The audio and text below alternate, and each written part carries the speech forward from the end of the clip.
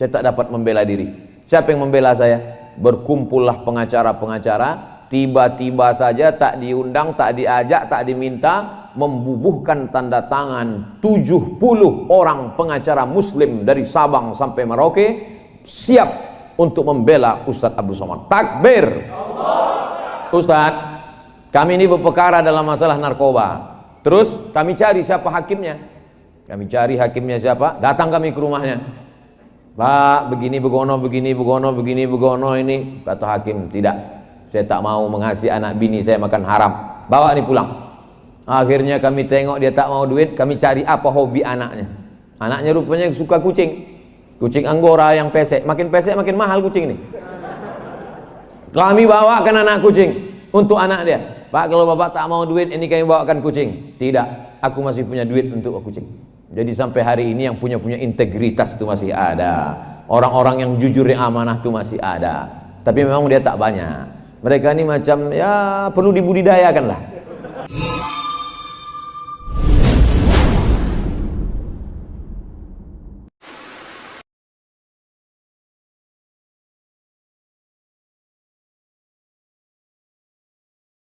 Bismillahirrahmanirrahim. Assalamualaikum warahmatullahi wabarakatuh. Alhamdulillah, wassalatu wassalamu ala rasulillah wa ala alihi wa sahbihi wa man tabi'ahu wa mawalah. 1, 2, 3 dan 4, 9, 10, 11 dan 12. Advokat mengundang Ustadz Abdul Somad sampai lupa COVID-19. Sebetulnya pantun ini hanya sebagai tradisi orang di bumi Melayu Daily, berpantun pembawa acara, berpantun pula awal.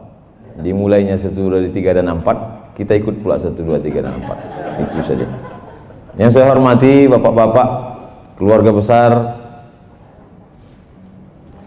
Forum Komunikasi Advokat. Tak dapat saya sebutkan satu persatu. Insya Allah semuanya dimuliakan Allah Subhanahu wa ta'ala. Tadi sebelum kami kemari sempat makan malam, agak lambat sedikit. Saya katakan ke Bang Iqbal, Ustadz Iqbal Sauki Pulungan LC, Bang cepat sedikit, nanti kalau kita lambat payah ini, nanti dipasangkan orang nih pasal-pasal karet ke kita. Perkara lama kita aja belum selesai, belum SP3 lagi, ini kaki ini sebelah masih tertambat lagi, jangan sampai kena kita pasal-pasal baru. Jadi menjadi advokat ini luar biasa. Selesai pengajian subuh, saya pun keluar dari masjid mau sarapan. Datanglah anak muda. Kata anak muda ini, Ustadz Somad, saya baru selesai S1. Fakultas apa? Fakultas Hukum. Oh, jadi sudah SH? Sudah Pak Ustadz. Rencana lanjut S2 MH? Tidak Pak Ustadz. Kenapa? Saya tak mau jadi pengacara. Banyak yang udah masuk neraka Pak Ustadz. Jadi kamu mau kemana? Aku mau ngambil S1 lagi Pak Ustadz. S1 apa? S1 Hukum Islam. Aku mau taubat, kata dia. Saya orangnya tidak mau menjudge orang, menghukum orang, saya tak mau. Saya mengajak dia berpikir. Sambil jalan saya ceritakan sama dia. Kalau tanah ulayat, tanah nenek mama, tanah orang-orang tua kita diambil oleh perusahaan, satu batang karet yang ditanam oleh nenek moyang kita dulu dihargai 1.500 sebatang. Orang kampung tak punya duit untuk menyewa pengacara. Siapalah yang membela mereka? Lama dia diam. Siapa yang siap membela mereka yang tahu hukum konvensional? Saya lah Pak Ustadz, kata dia. Seandainya aku dikriminalisasi orang, dalam ceramah ada yang keseleo lidah, tersalah sedikit, rupanya diviralkan orang, ditangkap orang, tak ada duitku untuk membayar pengacara. Siapa yang membela aku di pengadilan? Lama dia diam. Terus saya tanya, masih kamu mau tinggalkan juga lagi ini? Insya Allah saya lanjut S2 Pak Ustaz. Oleh sebab itu kita ingin mindset orang berubah. Banyak orang beranggapan sesudah dia hijrah, setelah dia taubat, dia mau ikut pengajian, akhirnya dia tinggalkan ini semua. Aku udah kutinggalkan dunia ini Pak Ustaz, aku mau mati aja. Jadi kalau pengacara-pengacara ini taubat meninggalkan ini, siapa lagi yang bisa berkecimpung di sini? Siapa lagi yang membela alim ulama, para habaib? Siapa lagi yang membela orang-orang susah yang tidak mampu? Tapi ini ada dosanya Pak Ustaz. Dosa-dosa sedikit nanti ku carikan syafaatnya insyaallah.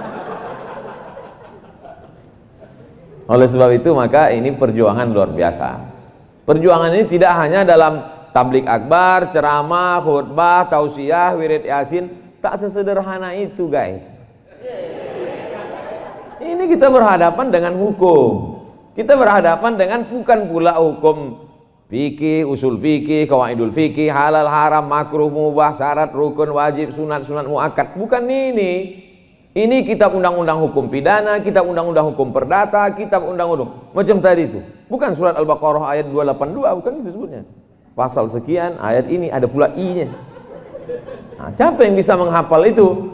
Ustadz sudah cukup banyak energi di kepalanya untuk membahas masalah Quran, hadis, ijma', qiyas, syar'u man qablana, saddu zara'i, qaulus sahabi, istihsan, istishab.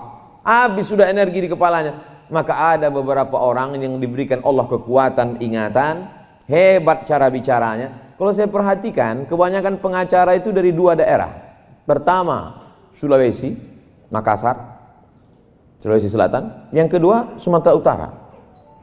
Lama saya berpikir, kenapa dari dua daerah ini banyak pengacara?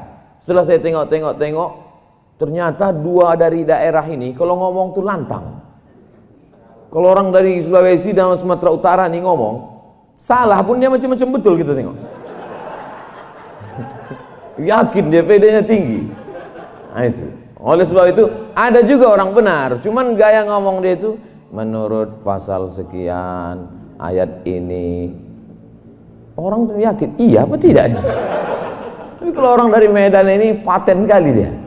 Oleh sebab itu maka ini bakat-bakat ini, bakat kemampuan mengingat pasal-pasal, bakat bicara yang lantang tegas dengan pilihan kata yang luar biasa, ditambah dengan keberanian, maka itu bekal yang luar biasa.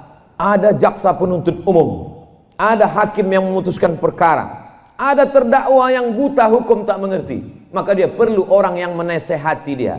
Nasihat itu advice. Orang yang menasehati itu, itulah dia para advokat. Atau bahasa lainnya disebut dengan lawyer. Dalam bahasa Arab disebut dengan mustasyar. Mustasyar diambil dari kata syura. Syura diambil dari kata musyawarah. Maka kata Nabi, ma khaba man istasyara, tak sia-sia orang yang mau bermusyawarah minta pendapat orang yang mengerti hukum, wa ma nadima man istakhara, dan tidak akan menyesal orang yang mau beristikharah. Saya insya Allah diberikan Allah kesempatan untuk belajar fikih Islam, hukum Islam, Islamic law. Tapi dalam masalah hukum konvensional saya buta, saya tak paham. Maka ketika saya terjerat dalam suatu perkara, bahwa itu ceramah saya 6 tahun yang lalu di dalam masjid, pengajian subuh, bukan pula itu intisari ceramahnya, itu hanya menjawab pertanyaan orang. Lalu kemudian ketika diviralkan, saya tak dapat membela diri. Siapa yang membela saya? Berkumpullah pengacara-pengacara, tiba-tiba saja tak diundang, tak diajak, tak diminta, membubuhkan tanda tangan 70 orang pengacara muslim dari Sabang sampai Merauke siap untuk membela Ustadz Abdul Somad. Takbir! Macam mau perang aja. Begitu saya sampai di Jakarta, disodorkan kertas, Ustadz Somad, inilah dia 70 pengacara yang sudah siap membela Ustadz, selengkap dengan segala pasal-pasalnya, bahwa Ustadz berbicara ini di dalam masjid, tidak disuarakan mikrofonnya sampai keluar, bahwa Ustadz bukan inti pembicaraan, judul tema besarnya bukan masalah itu, tapi Ustadz menjawab pertanyaan, maka Ustadz tak bisa dikenakan satu pasal apapun. Meleleh air mata saya. Disangka mereka ini saya haru menengok itu. Yang saya pikirkan, cemana membayar 70 pengacaranya. Yang saya pikirkan, mak kacau aku sekali ini ya. Rupanya ditengok mereka saya menangis, datang pemimpin-pemimpin pengacara itu yang hebat-hebat itu, yang terkenal itu, duduk mereka, kami dari forum komunikasi advokat ini, kami dari ini, kami dari ini. Apa kata mereka? Saya bisikkanlah, tanya berapa yang bayar. Kami ini Pak Ustadz Somad sudah lillah siap mati kami ini semua. Oh semangatlah saya mendengar siap mati. Jadi maksud cerita saya ini dari awal ini adalah bagaimana kita profesional di bidang. Karena orang kalau tidak dia jalani ini dengan kesiapan mental, dia bimbang-bimbang, ragu dia melangkah. ragu dia bekerja, cemas-cemas dalam hatinya. Dalam perjalanan dari rumah mau ke kantor, mau ke sidang, mau ke pengadilan, mau ke perkara, betul tak yang kebuat nih? Kira-kira dapat pahala atau tidak? Jangan-jangan aku ini masuk neraka. Jangan-jangan, apalagi kalau ditontonnya, ada dulu film saya tonton tentang pengacara yang setiap perkara menang terus, menang terus, menang terus. Rupanya dia ditolong setan. Bintangnya Al Pacino. Bapak Ibu mungkin ingat itu filmnya. Setiap perkara dia menang terus. Bahkan orang-orang yang salah pun bisa dibenarkannya. Orang-orang yang menganiaya pun bisa dimenangkannya. Maka sesungguhnya dia sedang ditolong oleh kekuatan. Rupanya dia berkawan dengan setan. Inilah yang disebut Allah Subhanahu wa taala disebut dengan istidraj. Istidraj itu azab yang tertunda. Sanastadrijuhum min haitsu la ya'lamun. Salat tak pernah, puasa tak pernah, pengajian tak pernah, kerjanya jahat, membela orang yang salah, tapi rezekinya lancar, perkaranya menang terus, dapatnya ikan-ikan dua, kalau tak ikan paus, ikan hiu. Maka sesungguhnya dia sedang dimainkan Allah Subhanahu wa taala dengan istidraj. Apa kata Allah? Sanastadrijuhum min haitsu la ya'lamun. Kami permainkan mereka dengan azab yang tertunda. Wa umli lahum, kuulur untuk mereka. Kukasihkan dia rumah mewah, mobil mewah, duit banyak, bini 3. Min haitsu la ya'lamun. Dia tak sadar, disangkanya dia sedang dapat nikmat, sesungguhnya dia sedang dapat laknat berbaju nikmat. Puncak dari kepuasan adalah ketika kita bisa membela orang yang tak mampu, ketika kita bisa membela orang yang lemah, ketika kita bisa menaikkan orang yang di bawah naik ke atas, dan orang yang hebat mulia karena kejahatan bisa kita tunjukkan kebatilannya. Di situ ada kepuasan yang luar biasa. Hidup ini singkat. Kebetulan kita diperankan Allah dengan peran masing-masing. Ditengok Allah Subhanahu wa taala ketika kita belum lagi dalam bentuk darah, daging, tulang, bulu, kuku, sumsum, masih dalam bentuk roh menurut ilmu Allah, menurut kudrat iradat Allah. Ditengok Allah taala. Oh, ini cocoknya di pengacara. Ini cocoknya ustadz ini. Ini cocoknya tukang ojek ini. Jangan sepele kan. Dia memang tukang ojek, tapi semua ojek di Medan ini dia bosnya. Gitu. Nah, oleh sebab itu apa maknanya? Ini peran kita ini masing-masing diberikan Allah SWT. Yakinlah bahwa ini suratan kita dari kecil memang. Bapak dulu teringat saya gimana ceritanya Bapak ini bisa jadi pengacara nih. Saya Pak Ustadz dulu memang dari kecil memang udah bawaan. Kami dulu kalau cabut sama kawan tuh makan 3 bayar 1. Saya membelanya Pak Ustadz. Tapi dulu Pak Ustadz, setelah saya hijrah nih insya Allah beralih saya Pak Ustadz. Tangan ini dulu pernah membunuh orang yang paling baik, paman Nabi namanya Hamzah bin Abdul Muttalib. Kutusukkan tombak ke tengkuknya, kugoyang-goyang sampai keluar dari selangkangannya. Mohon maaf, itu pengakuan Wahsy berkulit hitam yang membunuh Hamzah. Tapi setelah dia hijrah masuk Islam bersyahadat, tangan ini juga pernah kubalaskan membunuh orang paling jahat, nabi palsu bernama Musailamah Al-Kadzab. Makanya kata Nabi, khiyarukum fil jahiliyah, khiyarukum fil Islam. Dulu sebelum kau hijrah, kau orang yang paling lantang berbicara, kau yang orang paling menentang. Tapi setelah kau hijrah, kau juga lah yang orang paling lantang bicara untuk menyuarakan kebenaran. Itu makna hijrah. Ini banyak orang berpemahaman hijrah nih, dulu sebelum hijrah lantang bersuara, menggelegar, kalau sidang suara dia yang paling hebat. Begitu udah hijrah macam ayam kena minyak lampu. Kau kenapa tak macam dulu? Dulu kau bukan main lagi semangat. Aku udah tinggal tuh semua, aku udah mau mati aja ini udah. Oh tak betul, suara tetap lantang, tetap menggelegar. Cuman bedanya kalau dulu ikut pada kebatilan, setelah hijrah maka dia liihqaqil haq, untuk menunjukkan yang hak itu adalah benar. Makanya doa kita selalu Allahumma arinal haqqa haqqa, tunjukkan padaku yang benar itu benar, warzuqna tiba'ah, berikan aku kekuatan untuk mengikutinya. Wa arinal batila batila, tunjukkan di mataku bahwa yang batil itu adalah salah, warzuqna ijtinabah, berikan aku kekuatan untuk menjauhinya. Poin yang pertama, hijrah, taubat bukan berarti meninggalkan ini. Dokter taubat bukan berarti meninggalkan kedokteran. Pengacara taubat bukan berarti meninggalkan hukum. Lawyer, advokat, hakim taubat bukan berarti meninggalkan martil ini lalu martil itu dirubahnya jadi tukang. Bukan, dia tetap dengan posisi itu, tapi berubah arahnya. Sebagaimana berubah arah kiblat yang dulunya ke Baitul Maqdis, berubah 180 derajat. Fawalli wajhaka syatral masjidil haram. Hadapkanlah wajahmu ke arah Masjidil Haram. Al-hijrah.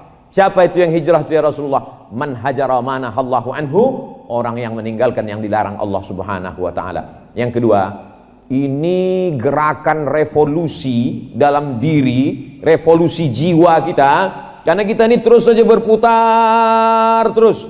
Sidang berperkara, sidang duit berperkara, godaan-godaan terus sampai lupa di mana titik balik. Kita mesti berhenti sejenak. Diawali dari Hajar Aswad, berhenti di Hajar Aswad, berpikir aku ini mau kemana?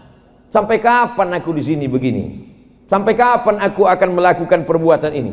Maka berhenti merenung sejenak, lalu kemudian memulai langkah baru. Maka kita sadar bahwa hidup ini hanya persinggahan semata. Saya singgah di Medan, dari Pekanbaru singgah ke Medan, nanti hari Kamis kami lanjutkan ke Bukit Tinggi, sehabis Bukit Tinggi singgah kami lanjutkan ke Palembang, dari Palembang kami lanjutkan lagi ke Jambi, dari Jambi balik lagi kami ke Pekanbaru. Begitu juga dengan hidup kita ini adalah persinggahan sementara. Kebetulan singgah menjadi hakim, kebetulan singgah menjadi jaksa, kebetulan singgah menjadi pengacara, kebetulan singgah menjadi ulama, kebetulan singgah menjadi orang kaya. Tapi ini bukan tujuan kita. Tujuan kita adalah nanti tempat yang paling indah. Hanya caranya macam-macam. Siapa di antara kita ini yang masuk surga duluan? Apakah ustadz atau pengacara? Tak ada yang tahu. Semuanya akan dilihat keikhlasannya. Ada orang yang tak pernah ceramah, tak pernah khutbah, tak pernah pengajian, tak pernah seminar, tak pernah lokakarya. Dia hanya sidang ke sidang, sidang ke sidang. Tapi rupanya dia sedang menolong orang susah, menolong fakir miskin, menolong orang teraniaya. Seorang ibu yang melahirkan, yang mengandung, yang membesarkan, tiba-tiba tak ada duitnya, dijualnya kayu anaknya sebesar 2 jari saja, lalu kemudian dituntut di pengadilan. Datang seorang pengacara membelanya. Maka sesungguhnya kalau dilihat secara hukum ini tidak adil, tapi puncak keadilan adalah ketidakadilan. Oleh sebab itu gelambang daripada hukum itu adalah orang yang tertutup matanya. Kenapa? Karena mata tak pilih kasih. Karena mata hukum tidak memilah dan memilih di mana letak keadilan, disitulah ada kebenaran. Makanya ketika datang seorang mengadu kepada Nabi SAW, ya Rasulullah, ini ada seorang perempuan mencuri. Siapa namanya? Fatimah. Fatimah binti apa? Fatimah bintil Aswad. Aswad artinya hitam. Fatimah bintil Aswad, Fatimah anak Pak Hitam. Kepala suku, mencuri. Dalam Islam sudah jelas hukumnya. As-sariqu, pencuri laki-laki, was-sariqatu, pencuri perempuan, faqta'u aydiyahuma, potonglah kedua tangannya. Kata Nabi, potong tangan, tak ada cerita. Tapi ini kepala suku ya Rasulullah. Dikirimlah orang yang paling dicintai, disayangi Rasulullah SAW, anak angkat dari anak Nabi. Nabi itu punya anak angkat namanya Zaid bin Harithah. Zaid punya anak namanya Usamah bin Zaid. Usamah artinya singa, the lion. Lalu kemudian datanglah Usamah mengadu ke Nabi, ya Rasulullah, ini ada perempuan mencuri, tapi dia anak orang kaya, dia anak kepala suku, anak orang pembesar, anak pejabat, anak orang hebat. Bisa tak kalau diringankan hukumannya, jangan potong tangan? Dari rupanya Markus ini udah ada juga dari dulu. Lobi-lobi ke Nabi, bisa tidak? Merah wajah Nabi, marah Nabi. Apa kata Nabi? Inna ahlaka man kana qablakum. Inilah sebabnya umat-umat sebelum kamu dibinasakan Allah Subhanahu wa taala. Idza saraqa fihi mudha'if aqamu alaihi hadda. Kalau yang mencuri itu orang lemah, rakyat jelata, ditegakkan kepastian hukum. Wa idza saraqa fihi mul syarif. Tapi kalau yang mencuri itu syarif, orang mulia, anak kepala suku, anak orang kaya, anak pejabat, taroku, mereka biarkan. Inilah yang menyebabkan dunia ini hancur gara-gara perbuatan seperti ini. Wallahi demi Allah, kata Nabi, wallahi demi Allah, lau saraqat Fatimah binti Muhammad, kebetulan sama nama anak yang mencuri itu dengan nama anak Nabi. Seandainya Fatimah anak Muhammad yang mencuri, jangankan Fatimah anak si Aswad, anak Muhammad yang mencuri, laqata'tu yadaha, aku sendiri yang akan memotong tangannya. Begitulah kepastian hukum yang diajarkan Nabi SAW. Hukum tak pilih kasih, La farqa bainal arabi wal ajam. Tak ada beda antara orang Arab dengan orang yang bukan Arab. Wala farqa bainal abyadi wal aswad. Tak ada beda antara orang berkulit putih dengan kulit hitam. Kullukum min Adam, semua kamu dari Adam. Wa Adam min turab, Adam dari tanah. Maka dari tanah akan kembali kepada tanah, akan masuk ke lubang tanah, akan dimakan cacing tanah. Oleh sebab itu prinsip itulah yang ditanamkan dalam diri setiap hari, setiap pagi, setiap petang. Supaya ingat kita pada mati. Nafsu ini kalau dipeturutkan mau ini, mau ini, mau ini. Sampai kata Nabi SAW, "Lau kana libni Adam wadiyan min turab." Seandainya manusia itu punya satu lembah dari emas, seandainya manusia itu lau kana libni Adam wadiyan min zahab, seandainya manusia itu punya lembah dari emas, la tamanna ayyakuna lahu wadiyan akhar. Dia akan minta lagi, minta lagi, minta lagi. Kita sekarang sampai pada masa masyarakat konsumtif. Mazhabnya konsumerisme, akidahnya wujudiyah, wujud, yang wujud itulah yang ada, yang tak ada wujud tak ada. Sorga tak ada wujud, berarti tak ada. Malaikat kiraman katibin tak ada wujud, berarti tak ada. Neraka tak ada wujud, berarti tak ada. Sampai pada puncaknya Allah tak wujud, mana Tuhan itu? Na'udzubillah. Ini yang disebut dengan wujudiyah. Wujud itu bahasa orang sekarang materi. Orang yang meyakini hanya yang ada saja disebut dengan materialisme. Matre, ada yang wujud, rumah wujud, mobil wujud, cincin wujud, gelang wujud. Mungkin bapaknya tak seberapa, tapi yang bergelang yang bercincin ini itu. Ini bang, aku kemarin undangan gelangnya hampir sebesar rantai sepeda. Masa abang sebesar ini kelingking juga lagi? 2 gram dulu akad nikah 80 tahun yang lalu. Bangkitlah semangat. Karena ada perkara-perkaranya, bang mainkan dulu pasal-pasal itu kenapa? Oleh sebab itu maka luar biasa. Oleh sebab itu ibu-ibu hadir pengajian, bapak-bapak hadir, ini semua adalah, kalau tadi disebutkan ada kejujuran, ada kebaikan, ada integritas, mustahil. Ini hanya kata-kata yang keluar lipstik dari tepi bibir, dari ujung lidah saja. Kalau tidak mendekatkan diri kepada Allah SWT, kalau tidak ingat mati. Saya dalam sebulan itu paling tidak sekali menengok orang mati sakaratul maut, ikut menengok orang sakit. Saya dalam dunia ustadz ini. Ustadz itu setannya ada juga, cuman tak banyak-banyak kali. Tetap saya bagaimana mengingat mati ini, langsung datang ke kubur, menengok liang lahat untuk ingat, hai Abdul Somad, bahwa kau akan mati.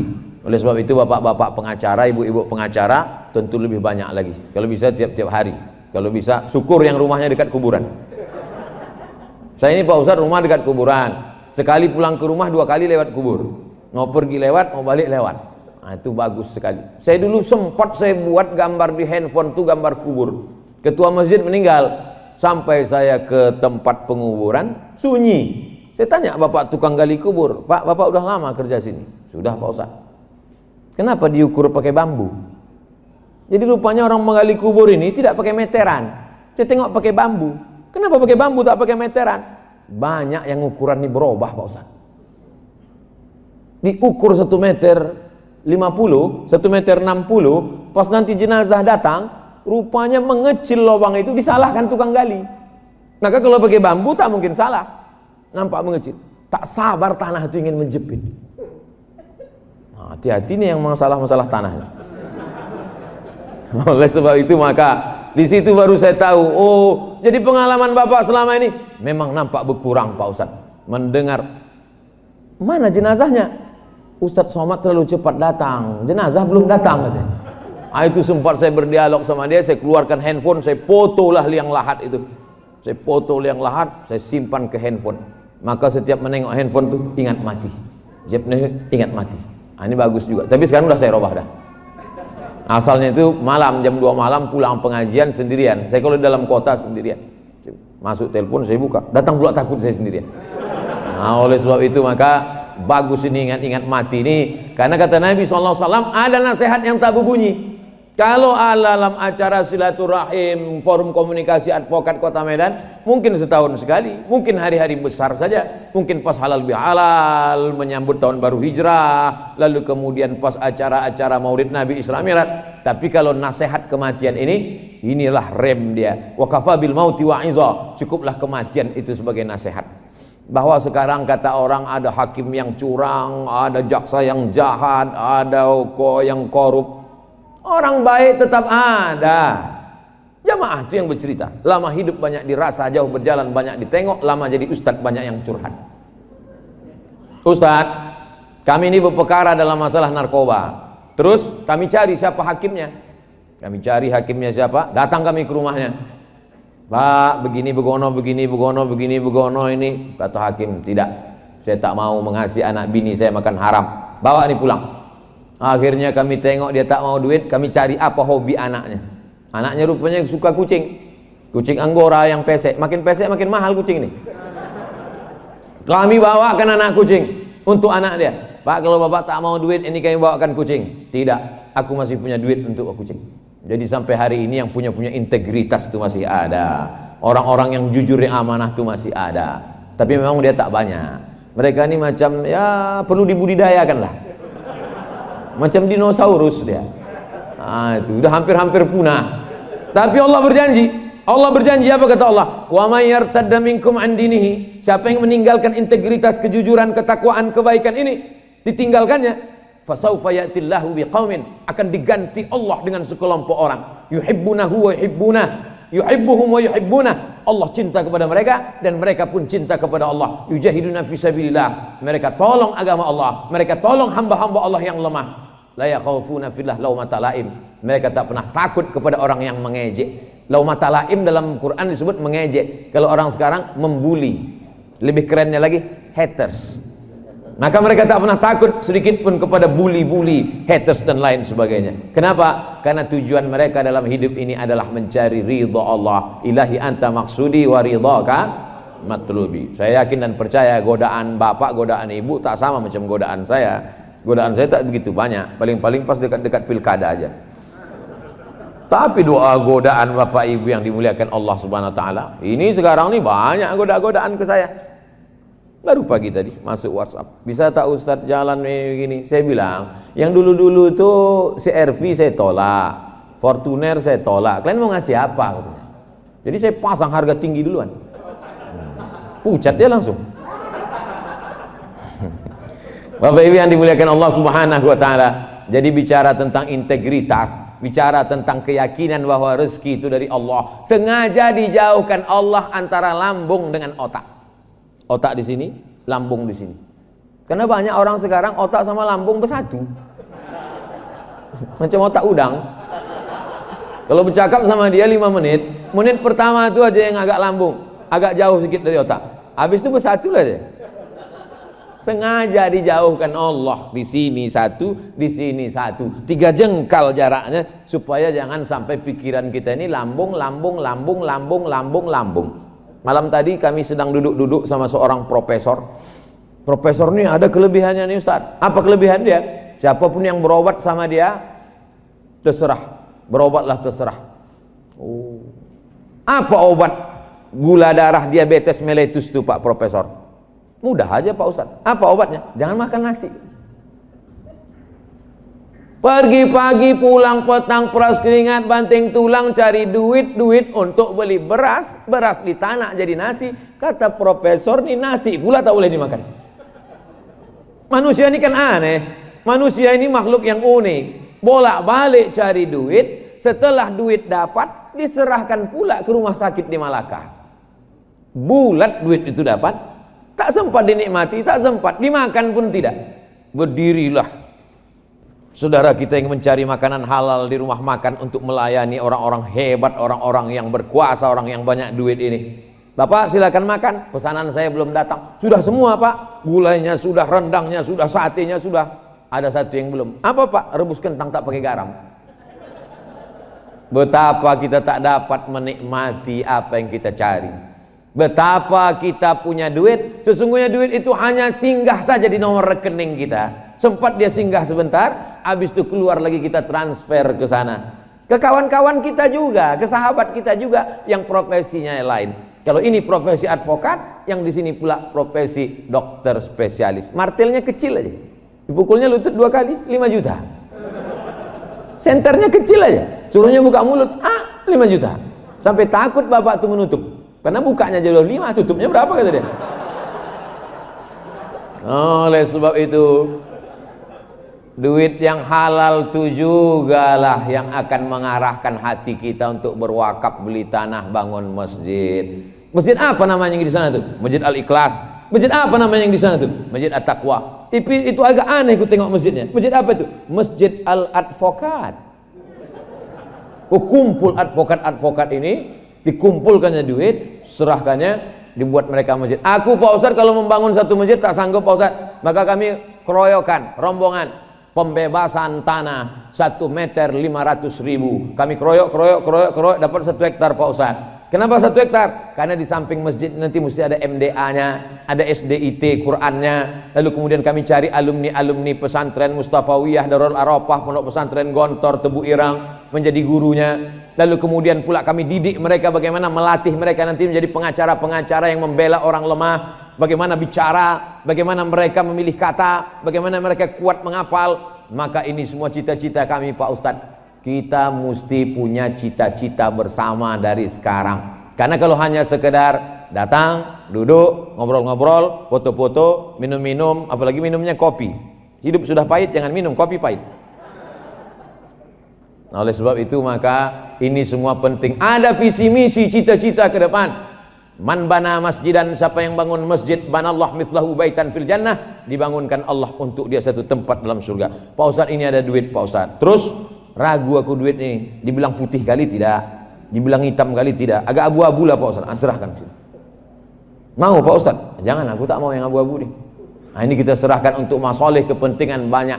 Orang banyak akan menikmatinya. Mati kita, itulah yang akan menerangi kubur, itulah yang akan menolong di alam barzah. Karena kalau diperturutkan dunia ini tak bertepi, macam minum air laut, makin diminum makin haus, makin diminum makin ingin, puncak. Tak sampai kita pada puncak kenikmatan.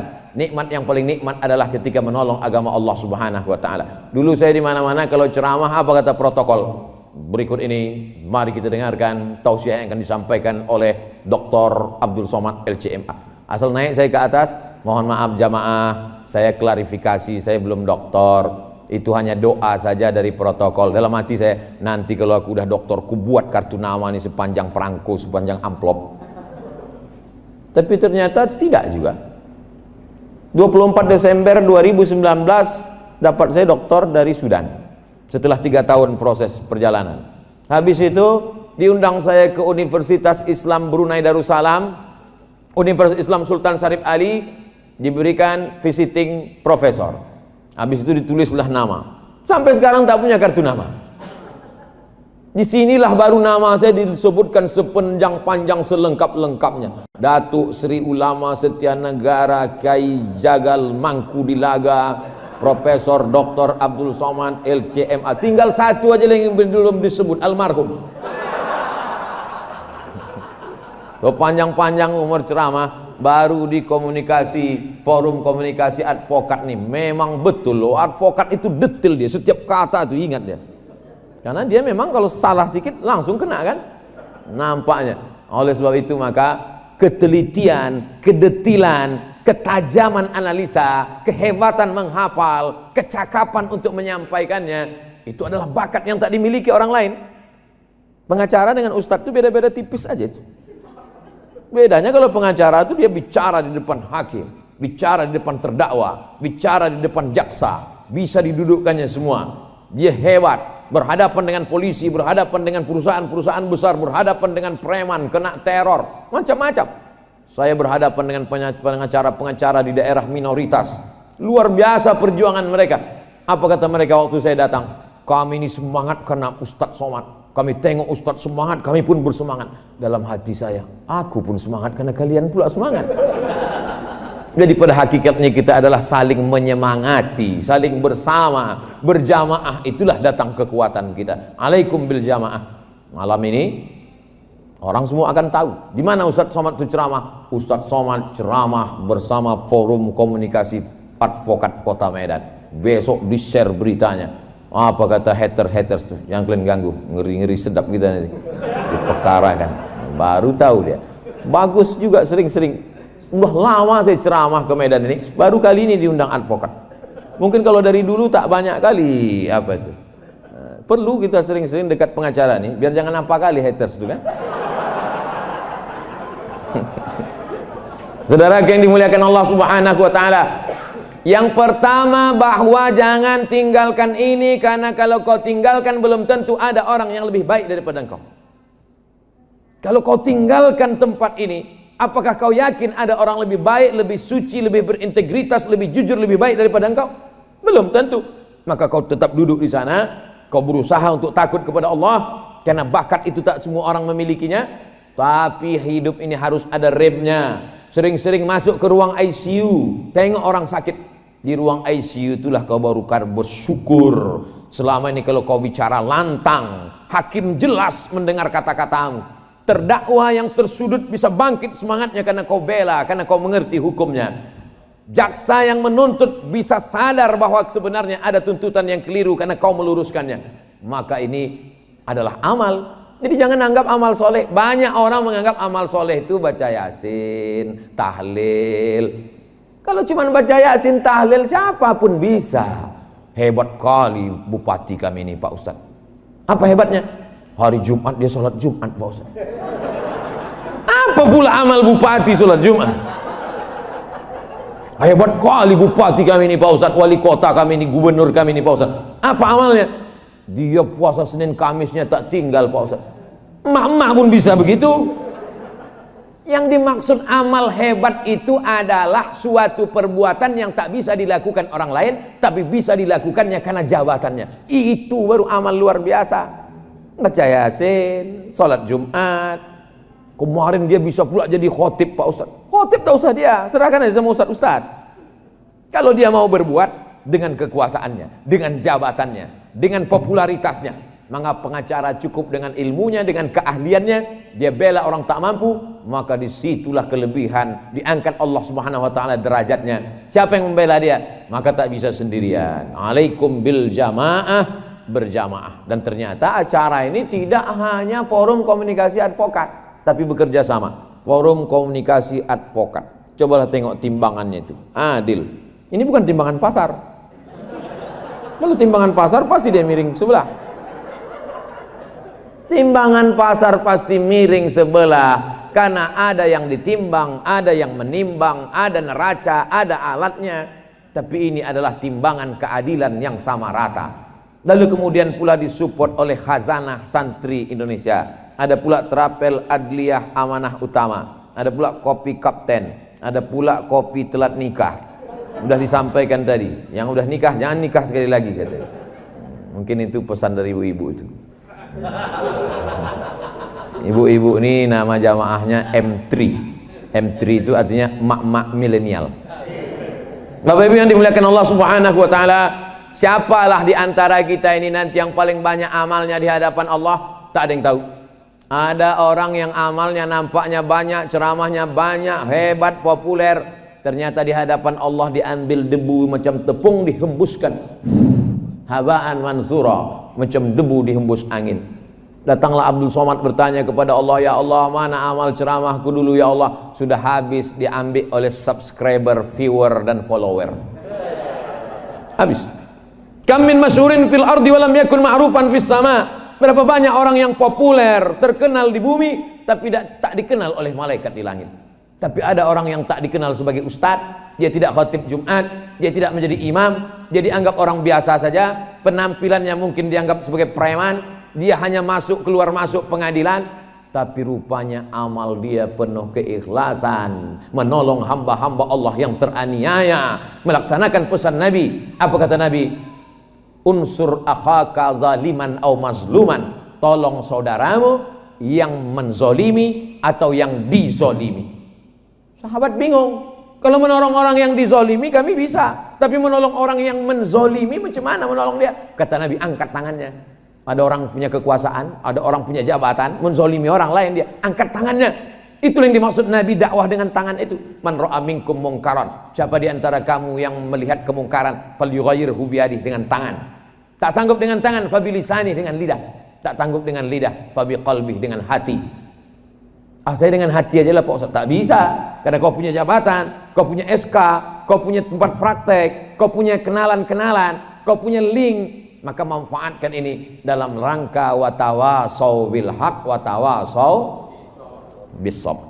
Bapak Ibu yang dimuliakan Allah Subhanahu wa taala, pasang target-target. Kami komunitas ini akan membuatkan santunan anak yatim fakir miskin. Kami komunitas ini akan membangun masjid. Untuk tahun 2021 pembebasan tanah dulu. Tahun 2022 kita akan buatkan SDIT, SMPIT, SMAIT. Tahun 2023 target terus berjalan. Masalah kepengurusan berganti hari, berganti musim berubah, tapi program-program tetap jalan. Itulah yang akan kekal abadi. Lain daripada itu akan tinggal. Pergi pagi pulang petang, buat rumah besar tinggal, mobil mewah tinggal, duit yang banyak tinggal, harta berlimpah tinggal, kawan-kawan sahabat handai tolan tinggal. Yang kekal abadi bersama di alam barzah yarji usnani, yang dua ini pulang ke rumah. Komunitas advokat semuanya pulang ke rumah. Yang tetap menemani di dalam hanya satu saja, wa yabqa wahidun, tinggal satu. Apa itu? Wa amaluhu, amalnya. Oleh sebab itu, kalau Bapak Ibu masih lagi berada dalam silaturahim yang baik, tetap kita jaga silaturahim. Jadi yang tepat itu sebetulnya silaturahim. Adapun di sini ditulis silaturahmi, mungkin yang membuat baleho ini anggota HMI. Man ahabba ayyubsatalahu fi rizqihi, siapa yang mau lapang rezekinya, wa yunsa'alahu fi atharihi, mau panjang umurnya, falyasil rahimahu, hendaklah dia menyambung silaturahim. Tapi tak salah juga kalau mau dibuat silaturahmi mungkin bahasa Indonesia, tapi kalau bahasa Arabnya silaturahim. Dengan bersilaturahim ini panjang umur. Bagaimana dengan orang yang tak mau bersilaturahim? Kata Nabi, la yadkhulul jannah, tak masuk surga. Qati'ur rahim, tak masuk surga orang yang memutus tali silaturahim. Puasa sunat rajin, banyak berinfak, berwakaf, bersedekah, tapi memutuskan tali silaturahim, la yadkhulul jannah, tak masuk surga. Qati'ur rahim, orang yang memutus tali silaturahim. Membangun pribadi advokat yang bertakwa. Takwa, ta itu tawadu, wa ya. 4 huruf kata Imam Al-Qusairi. Yang pertama itu tawadu, rendah hati. Tapi tawaduknya pengacara bukan menunduk. Tawaduknya pengacara dia mesti lantang, matanya mesti tajam. Tawaduknya pengacara suaranya mesti menggelegar. Saya tak mau selesai acara ini besok semua pengacara tawaduk. Bapak Hakim, habislah. Zaman Nabi, zaman sahabat Nabi, pergilah Sayyidah Aisyah ke pasar. Lalu kemudian ada di depan tepi pasar itu orang yang pakaiannya kumuh, gayanya mau mati. Ditanya Aisyah lah. Sayyidah Aisyah bertanya, man hadzal rajul? Siapa orang ini? Dijawab orang di pasar itu, azhadun nas. Inilah orang yang paling zuhud. Inilah orang yang paling zuhud di antara kami. Apa kata Sayyidah Aisyah? Kana Umar azhadan nas. Umar bin Khattab itu orang paling zuhud. Umar bin Khattab orang paling zuhud. Idza takallama asma, kalau dia bicara suaranya lantang. Wa idza masya asra, kalau dia berjalan langkahnya tegap. Wa idza daraba auja, kalau dia memukul pukulannya keras. Itu orang zuhud, itu orang tawaduk. Jadi jangan bayangkan tawaduk itu justru di depan orang-orang yang sombong, depan orang-orang angkuh, justru kita boleh angkuh. At-takabbur lil mutakabbir shadaqah. Sombong kepada orang yang sombong, sedekah. Nah, jadi dalam berperkara itu kalau ada orang yang petantang petenteng, sombong pula kita. Kalau ada orang yang gayanya sengak betul, kasih dia 2 kali. At-takabbur lil mutakabbir shadaqah. Sombong kepada orang yang sombong, sedekah. Bukan hadis Nabi. Ucapan Imam Muhammad bin Idris Asy-Syafi'i, meninggal tahun 204 Hijrah. Artinya apa? Tepatkan pada tempatnya.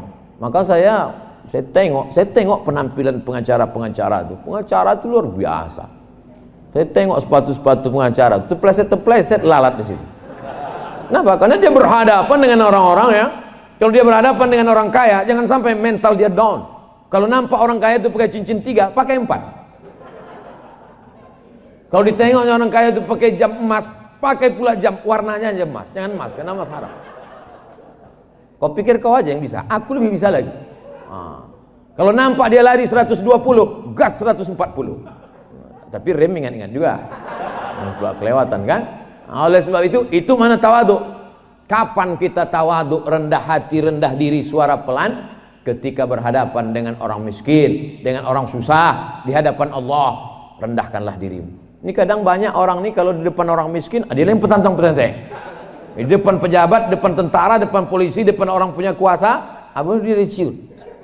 Itu bukan tawadhu. Tawadhu itu adalah menempatkan sesuatu pada tempatnya.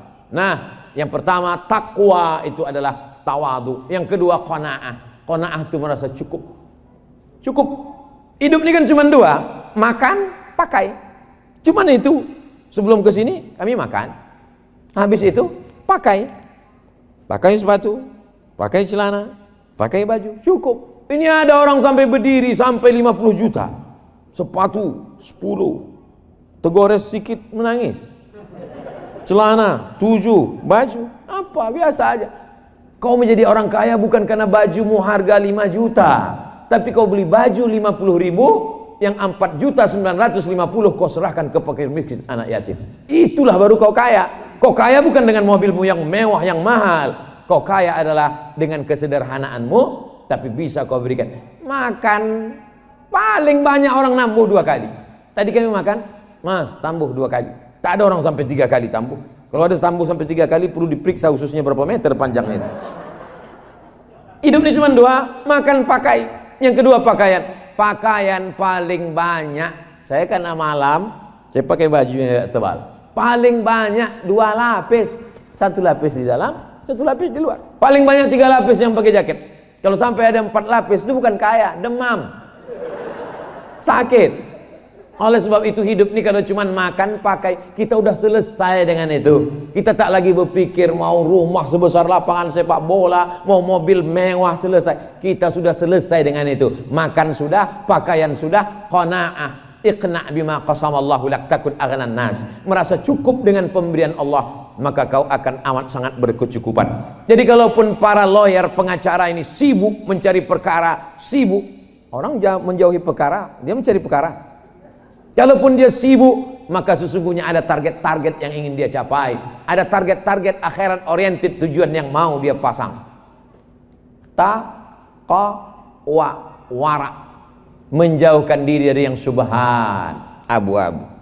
Ustaz Somad, itu pernah kami bawakan duit 1 koper Pak Ustaz.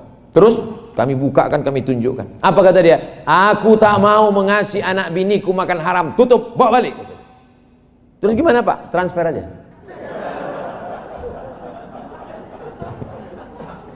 Tentu dengan cara yang santun. Kadang kalau kita ini menolak, perbuatan kita baik, tapi hati orang sakit. Oleh sebab itu caranya santun. Berapa banyak perbuatan yang baik, tapi kalau udah menyinggung perasaan orang. Pernah Ustaz mengalami seperti itu? Ya. Masa iya ceramah cuman 25 menit, dikasihnya duit sampai saya intip, banyak ini. Ini pasti ada sesuatu ini.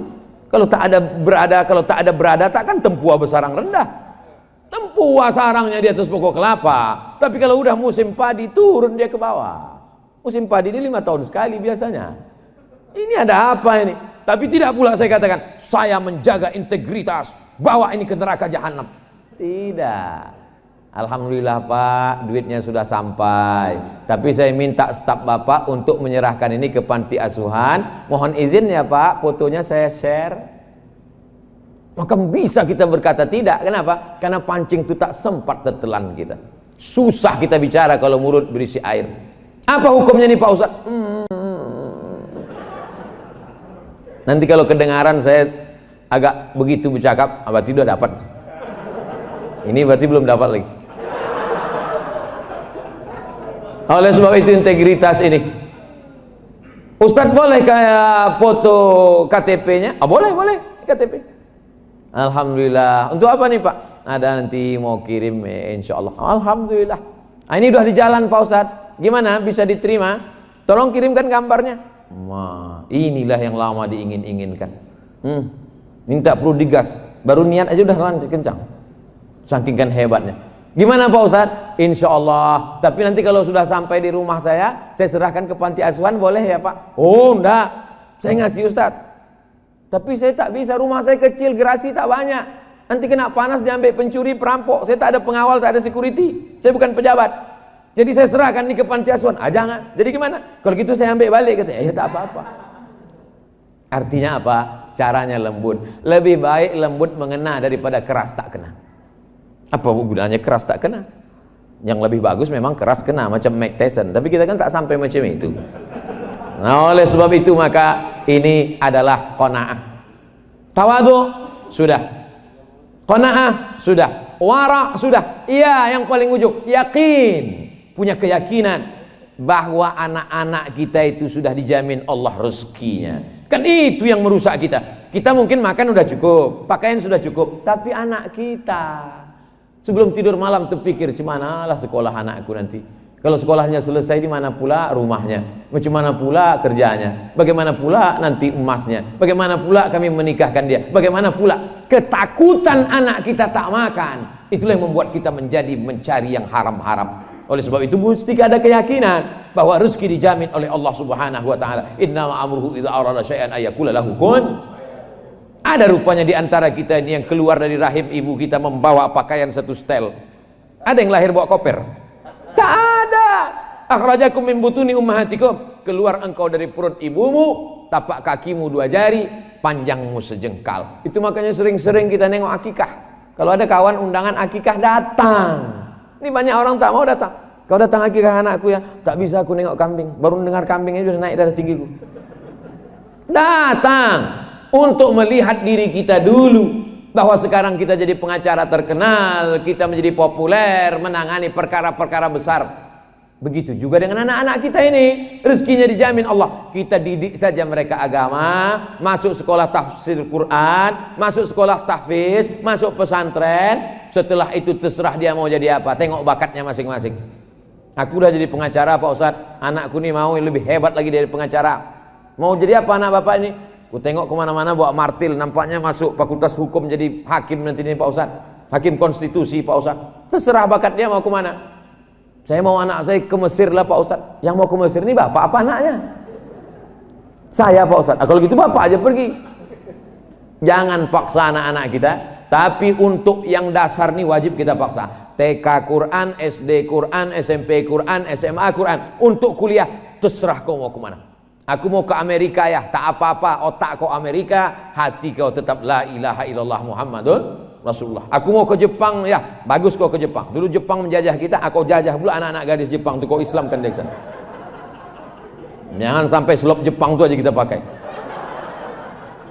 Oleh sebab itu maka silakan dia sekolah, dia silakan terbang sejauh mata memandang. Di hari petang dia akan pulang karena dia tahu di mana letak sarangnya. Di mana dia? Dia akan balik ke Medan, Sumatera Utara, membangun negeri kita menjadi baldatun thayyibatun wa rabbun ghafur. Amin. Bertakwa dalam memperjuangkan keadilan. Yang kita perjuangkan bukan perut kita, yang kita perjuangkan bukan nama kita, yang kita perjuangkan bukan pribadi kita. Yang kita perjuangkan adalah keadilan. Salah satu dari nama Allah Asmaul Husna adalah Al-Adlu, keadilan. Kalau mau dekat kepada takwa, dulu huwa aqrabu littaqwa, bersikap adillah engkau, itu mendekati kepada takwa. Ayat itu pula dibacakan pengacara tadi. Hampir bahan saya habis. Saudara yang dimuliakan Allah Subhanahu wa taala, tadi saya mulai jam 8:30, sekarang jam 9:30. Di mana-mana saya ceramah selama di Medan ini dikasih orang mimbar.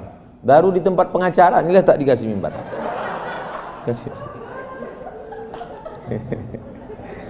Kita tak bisa minta kan, khawatir kita dikenakannya nanti pasal-pasal karet. Saudara yang dimuliakan Allah Subhanahu wa taala, sampai akhirnya kita mati menghadap Allah. Saya sekarang umur dah 43 tahun. Kalau menurut hitungan Nabi Muhammad 63, lama lagi memang. Tapi kalau ditengok kawan-kawan sekolah dulu, kawan SD udah banyak meninggal, kawan SMP lagi, ditambah lagi COVID, diabetes mellitus, jantung koroner, macam-macam nama penyakit. Maka selalu kita ingat mati, ingat mati. Saya hanya berharap kalaupun ditambah Allah umur ini, hendaknya bertambahlah amal soleh. Kalaupun tak jadi besok pagi hidup, mati malam ini, maka mati itu membuat kita berhenti dari buat dosa. Itu aja.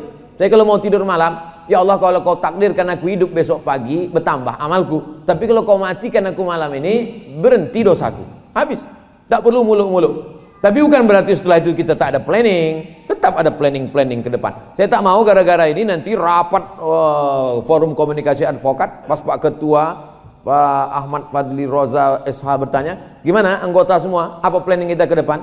udahlah Pak, kita serahkan ini kepada Allah Subhanahu wa taala, kita mau mati aja nih. Bukan begitu. Harus ada planning kita ke depan. Harus ada program-program ke depan. Karena kalau tidak kita akan mundur, kita tidak akan pernah maju. Maka i'mal lidunyaka, kalau untuk dunia, i'mal lidunyaka ka'annaka ta'ishu abada. Kalau untuk dunia seakan-akan kau hidup untuk selamanya. Wa'mal li akhiratika ka'annaka tamutu ghada. Tapi kalau untuk akhirat, maka bayangkanlah bahwa besok kita akan mati menghadap Allah Subhanahu wa taala. Mudah-mudahan saya termasuk orang yang adil. Bapak Ibu juga termasuk orang yang adil, menjadi pengacara, advokat juga adalah lawyer yang adil. Keadilan kita itulah yang nanti akan kita bawa menghadap Allah Subhanahu wa taala. Amin. Ya'ti yaumal qiyamati bi salatin, ada orang yang mati menghadap Allah, salatnya banyak, wa siyamin, puasanya banyak, wa zakatin, zakat wakaf infak sedekahnya banyak, wa hajjin, hajinya banyak, bolak-balik ke Makkah, tapi ternyata menganiaya orang yang sebetulnya orang itu tak berhak dibuatnya menjadi berhak. Yang sebetulnya orang itu salah dibuatnya menjadi benar, yang benar menjadi salah. Maka mengantrilah orang ini menuntut di hadapan Allah Subhanahu wa taala. Ukhizat hasanatuhu, diambil salatnya dikasihkan ke sini, diambil puasanya diberikan ke sini, diambil sedekahnya diberikan ke sini. Faniyat hasanatuhu, habis amal dia yang banyak tadi. Walam yuqda alaih, sementara yang menuntut dia masih panjang. Apa tak panjang? Sebulan 70 perkara. 70 orang teraniaya, tak semuanya baik betul. Akhirnya dihabiskan. Apa kata malaikat? Habis sudah amalnya ya Allah. Ambil dosa orang-orang yang dia aniaya itu. Ukhidat khatayahum, diambil dosa mereka. Turihat ilahi, dicampakkan kepada dia. Summa turiha finnar, masukkan dia dalam neraka jahanam. Inilah orang masuk neraka bukan karena tak sholat, bukan karena tak puasa, bukan karena tak haji, bukan karena tak berzakat. Masuk neraka karena berbuat zalim dan aniaya. Ittaqu zulma, jangan kau zalimi orang. Fa inna zulma zulumatun yaumal qiyamah. Karena kezaliman akan menjadi kegelapan pada hari kiamat. Anak kecil tak boleh gelap. Kalau kita punya anak kecil, kata dokter jangan sampai mati lampu. Karena kalau mati lampu, sesak napasnya. Kalau sampai mati lampu, gelap gulita dia menangis.